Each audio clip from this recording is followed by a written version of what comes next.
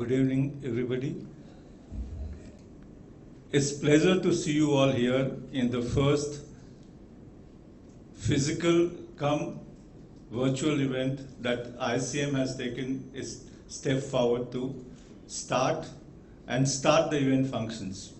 I think, when we have been starting this, there are a lot of fear of the second wave.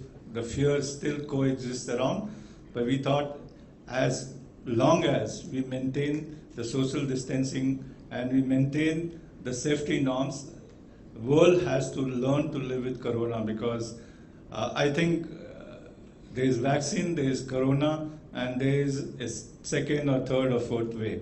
And I think we have to live with this as businesses are living with this. When we look back at last 1 year, I find that in a very nutshell, if I have to summarize, supply stopped, demand stopped, logistics stopped, life stopped, cities stopped, people stopped, right? And I think that was the time when we started thinking that how can any event be of this magnitude which actually puts a full stop to the business and social and political and geopolitical activities. But I think one country was obviously very strong at geopolitics, China, and I think they have given us a lot of trouble at the what do you call it as border, and we have been able to stand up. And I think how India stands up to China is also how world stands up to corona. And there is so much of collinearity between the two that we see that whole business scenario changed. What did we do during the corona period?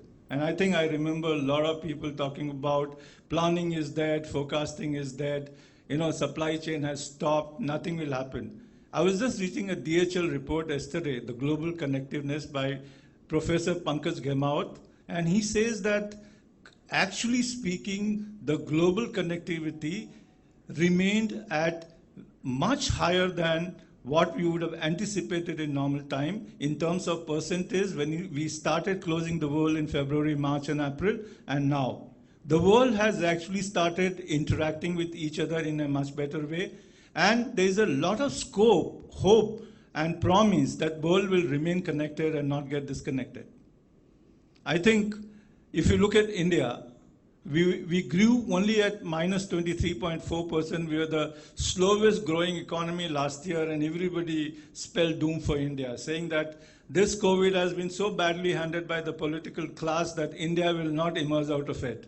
Come the second report from the same organization, IMF, and we have grown at 11.4%, the highest in the world. Obviously, the base is low, but we have been growing highest at the world, and that has shown that India has a tremendous potential to come back in a big way. And in the crisis, while India has been growing 11.4%, we have seen that the whole composition of the global growth and global logistics have changed. And one example that I'll give you is of the container crisis. The whole container crisis has left a very strong challenge to the community, the global trade community, to find out and trace where the containers are. The whole focus has changed. The whole composition of the world trade has changed. Exports from here and imports from there, and suddenly there is an imbalance and container lying somewhere. Obviously, they're also affected by people, distancing themselves from coming to the ports, people distancing themselves from coming to the logistics firms, and hence, there were lack of manpower and lack of trade, both led to a containers lying somewhere else. And country like China, which produces the largest container, also faced the shortages. What that has done?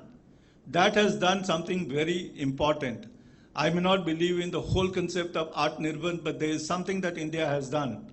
India has borrowed containers from railways, from everywhere else, brought it to the, the ports, and have started a very, very strong initiative, Atmanirbhar initiative in creating container, because one really knows that the way today China is at Brahmaputra, and I think that could be an escalation in the geopolitical domain, which may actually stop India in terms of trading with China to a great extent. People who said that is not possible for the first time, we definitely did not import from China. And I think that has a very strong bearing. We moved everywhere, we secure our supplies, whatever is available everywhere, and it shows that India can be a very important nation. If you see the World Manufacturing Index, you find that India would be the second gainer of the kind of changes that will take place post-pandemic in terms of companies moving from China, a manufacturing company moving from China. It says it's Vietnam and then India. A lot of Indians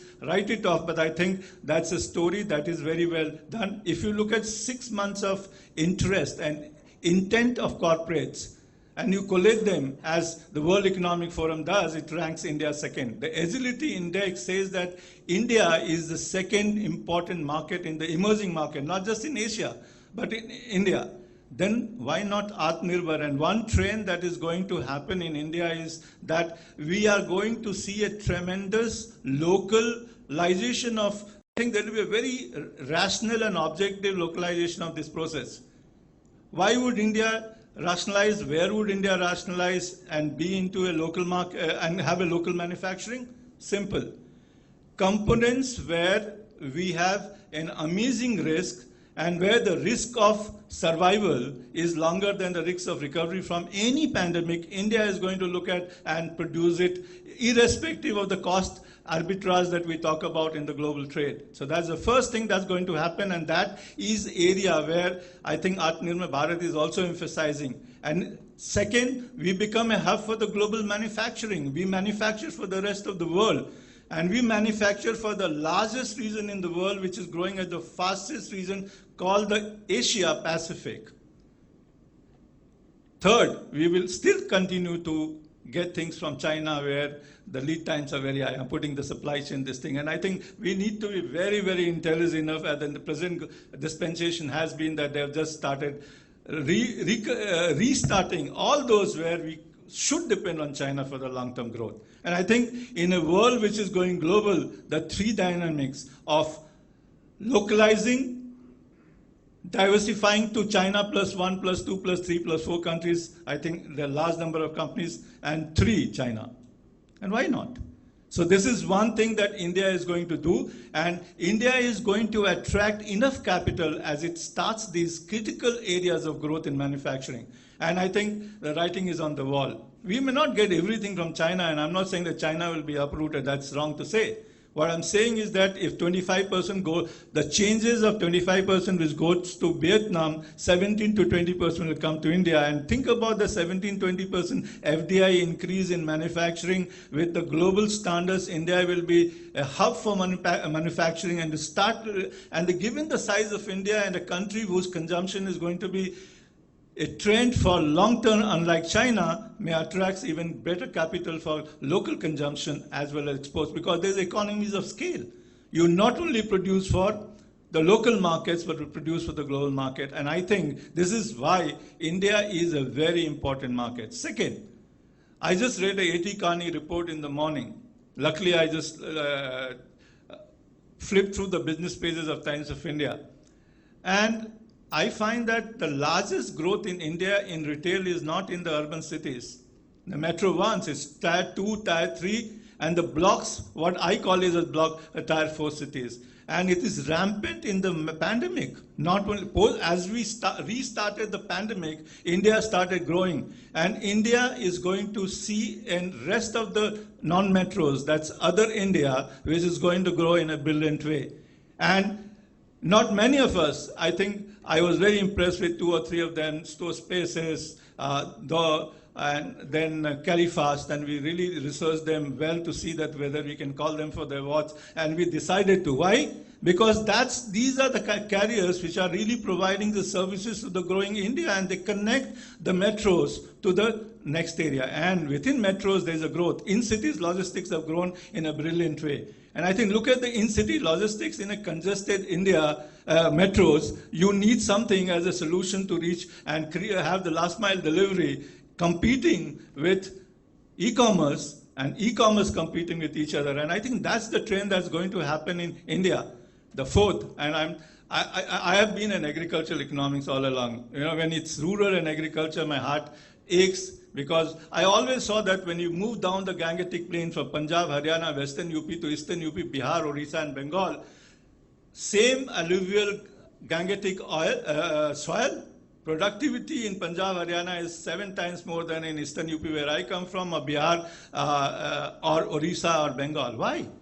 Because in 1963, we invested heavily into so-called marketing facilities where government bought wheat and rice from Punjab and Haryana. And look at Punjab and Haryana, farmers only produce wheat and rice. And when we are thinking of modernizing agriculture and making agriculture a global place, why? Because Indian agriculture has an amazing competitive advantage in wheat, rice, cereals, horticulture, floriculture, and aquaculture.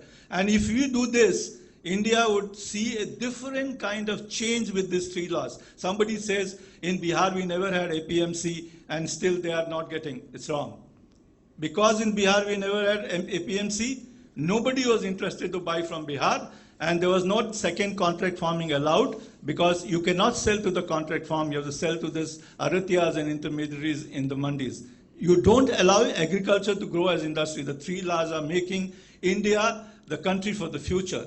And I think why I said global to cities, to tier 2 cities, look at this India. This would be the biggest growth in next 25 years if we allow and stop politicking on certain changes where people need to earn money in their own villages, in their nearby villages, need to really use their lands for more constructive and productive this thing, rather than move into cities, live into the filthy slums, and be subservient to the urban economy. I think it will ease pressure from them. But you see the connectivity from the local to the 2-tier cities to the villages. India is saying, oh, logistics players, please come and invest. We need you there. And we need you there because you are the one who can actually move things from the villages. Even if government says there are 3 laws, nothing is going to work. Why? Who would move? Where is the cold chain? What happens to the perishables? Will they always be thrown into the dustbins of the village or into the rivers? Or we will provide a scope for them to be preserved for 30 days to 40 days and sell it to the rest of the world. India has an amazing 54 agroclimatic zones, and we need, and the best support that is needed, I think some of the logistics guys are here, I would suggest is that look at the future of India. If you have a strategy, then you should have a share in the future growth. And what is the share in the future growth? Tier 2 cities, Tier 3 cities, and the villages. Look at them with respect, look at them with opportunity, look at them with this thing. So I thought I will just sensitize that logistics is not about only serving the big brands. Logistics is about serving a farmer who is struggling to create an aggregated this thing, create that logistics. Think about you're using 650,000 villages, connecting them. This vibrancy will kill China and anybody. Nobody can compete with our consumption expenditure. And if you have an amazing consumption expenditure, you become the hub of global logistics and global manufacturing. India needs this particular support from the logistics player. Don't crib, the government does not do this, do that, and government is doing this. I've seen a tremendous increase in government support to the logistics industry in the last 10 years since I started becoming a student of logistics. And I think there would be enough support, and logistics like IT will get the support and benefits that IT got 10, 20 years back, and maybe that's the driving force that will happen.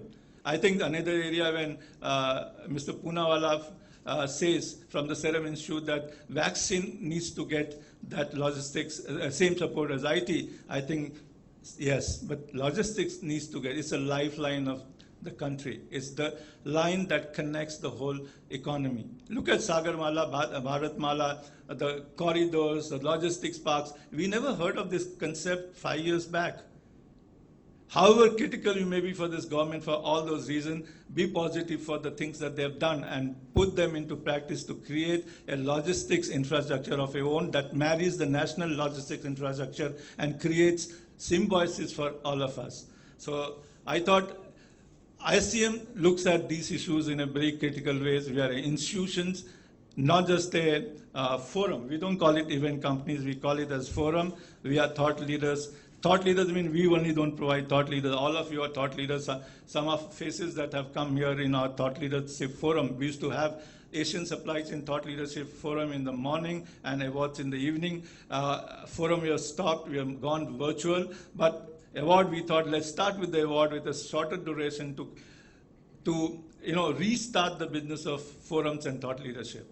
Next year we have a change. As Girish said something, we move there. For the first time in this country, we intend to bring a logistics and supply chain index. And we rank companies of all kinds at all levels, classifying them into their turnovers and their age. Age is time longevity in which you have been operating in the country, and we will use global scales and our own scales, marry them to suit India, and add some scales which are interesting.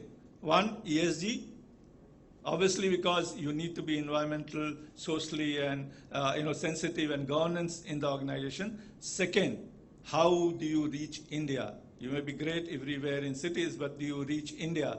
There will be a breadth of your reach, depth of your reach in the industry. And we borrowed this from the DHL Global Connectedness Index. I've already written to Professor Pankaj Gamawat. I know him well, so he says, I will help you out with the construct.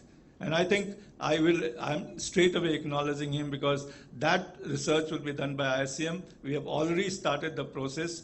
We have looked at all the balance sheet of the companies during the pandemic in the last 4 or 5 years. We have looked at all of you. We have done a research, whoever has come, and seen that we got 80 applications. We gave 49 awards. And I think that's the starting point, that these awards are going to be more on the basis of what you do and how you achieve. So congratulations to all of you, those who applied. This obviously it is an application-based awards, and all those who applied, we ranked you according to your performance. We also tracked your LinkedIn because that's the way. You cannot fool on a LinkedIn. You're saying that I've done this service to another company. I think it must be true. Otherwise, the company is going to bounce back on you, right? So I think we tracked your LinkedIn as a social media index for the ranking, and we have based our judgment on that. Last, I think I'm not thanking you before the awards. So I say that thank you for supporting us to be a part of this physical event, as well as something that we want to create as an index for supply chain. And based on that, we would honor every year those who do well in the index. Thank you very much.